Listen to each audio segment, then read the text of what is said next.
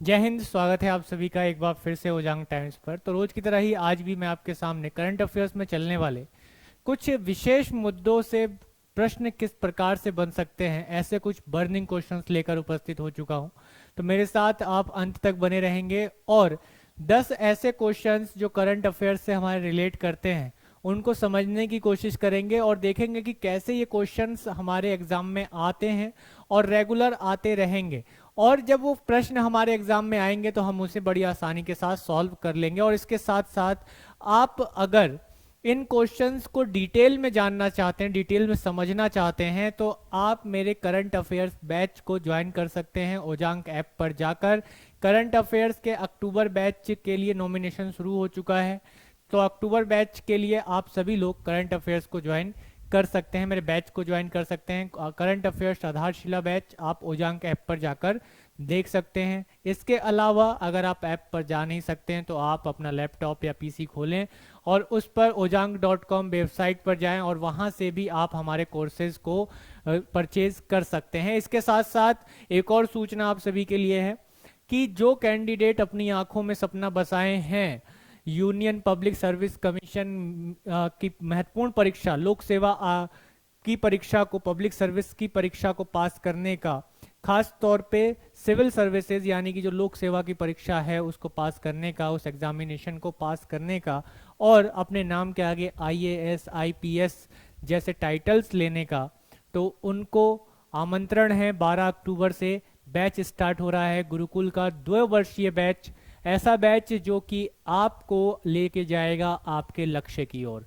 तो यहाँ आप लोग ज्वाइन कीजिए ज़्यादा से ज़्यादा और इस बैच के बारे में ही पूरी जानकारी आपको हमारे ऐप और वेबसाइट से उपलब्ध हो जाएगी। इसके अतिरिक्त जो हमारे डिस्क्रिप्शन बॉक्स हैं उनमें जो नंबर्स दिए गए हैं उन पर कॉल कीजिए और सारी जानकारी को ले सकते हैं। तो चलिए शुरुआत करते हैं आज के अपने सेशन की। अभी रिसेंटली हमने देखा कि भारत के एक बहुत ही प्रसिद्ध विश्व विख्यात कृषि वैज्ञानिक एम एस स्वामीनाथन का निधन हो गया।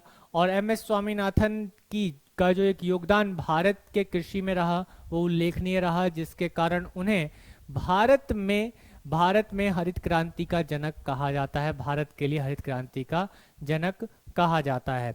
तो इसमें अगर हम ऐसे प्रश्नों को देखें तो सीधा सा एक प्रश्न जैसे हमारे लिए एक बेसिक क्वेश्चन उठ सकता है कि what is M S Swaminathan significance contribution in Indian agriculture known है, जो किस नाम से जाना जाता है, तो उसे हरित क्रांति के नाम से यानी ग्रीन रिवॉल्यूशन के नाम से जाना जाता है, जिसके लिए उन्हें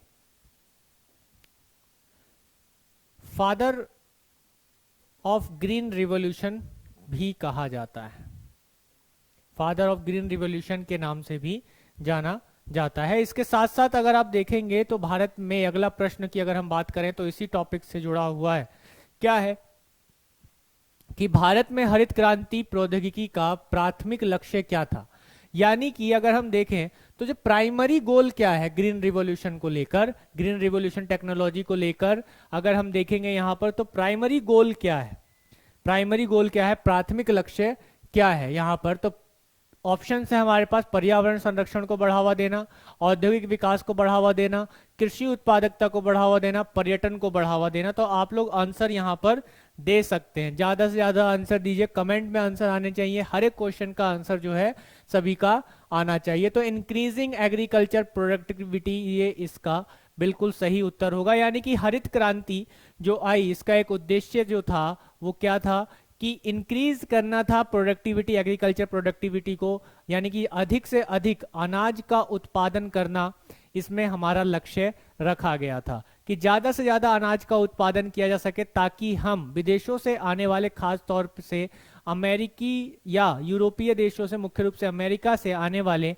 अनाज पर अपनी डिपेंडेंसी को कम कर सके। क्योंकि लगातार हमने देखा कि 1960 के दशक में एक के बाद एक अकाल पड़ा, जिसकी वजह से सरकार और वैज्ञानिकों को ये सोचना पड़ा कि हमारे देश में जो खाद्य सुरक्षा है उसको कैसे सुनिश्चित किया जा सके। तो उस उद्देश्य को प्राप्त करने के लिए, यानी कि इंक्रीजिंग एग्रीकल्चर प्रोडक्टिविटी, कृषि उत्पादकता को बढ़ावा देने के लिए ये हरित क्रांति को लाया गया और इसका एक लक्ष्य रखा गया। इसी तरह से आगे बढ़ेंगे तो आप देखेंगे संयुक्त राष्ट्र पर्यावरण कार्यक्रम यानी कि यूएनडीपी की अगर हम बात करें, वहाँ पे जो UNEP की अगर हम बात करें, यूनाइटेड नेशन एनवायरनमेंट प्रोग्राम की अगर हम बात करें, तो इसने MS स्वामीनाथन को किस टाइटल से नवाजा, या कह सकते हैं ये क्या टाइटल कहकर ये पुकारते थे, क्या टाइटल इनको दिया? तो हम यहाँ पे देखते हैं, father of economic ecology, father of modern agriculture, father of Indian farming, father of sustainable development. तो मैं वेट कर रहा हूँ, जल्दी से कमेंट में अपना आंसर ड्रॉप करते जाएं कि क्या कहकर पुकारा गया MS स्वामीनाथन को यूनाइटेड नेशन एनवायरनमेंट प्रोग्राम के थ्रू। तो फटाफट जो है आंसर आप सभी का आना चाहिए कमेंट में, बहुत अच्छे तेजी के साथ आंसर जो है आना चाहिए। तो यहाँ आंसर क्या होगा, बर्निंग क्वेश्चन है, बहुत इंपॉर्टेंट क्वेश्चन है, और इसके बारे में और डिटेल चाहते हैं तो मैं एक बार फिर से कहता हूं आप सभी से, आप मेरे साथ जुड़िए डेली करंट अफेयर्स के बैच में, अक्टूबर बैच में। आप उसका सब्सक्रिप्शन हमारे ऐप से ले सकते हैं। उसके अलावा आप हमारी वेबसाइट पर भी जाकर हमारे कोर्सेज की श्रृंखला में, सीरीज में जाकर आप अक्टूबर बैच का सब्सक्रिप्शन ले सकते हैं। तो आंसर क्या होगा यहाँ पर, फादर ऑफ इकोनॉमिक इकोलॉजी। ये कहकर पुकारा किसने, यूनाइटेड नेशन एनवायरनमेंट प्रोग्राम ने। किसको, MS स्वामीनाथन को। ठीक है, MS स्वामीनाथन को। इसके साथ ही अगर आप देखेंगे अगले प्रश्न की ओर, तो ये प्रश्न भी हरित क्रांति से जुड़ा हुआ प्रश्न है, इंपॉर्टेंट क्वेश्चन है कि हरित क्रांति के दौरान MS स्वामीनाथन और डॉक्टर बोरलॉग ने भारत में कौन सी फसल की किस्में पेश की, कौन सी फसल की किस्में पेश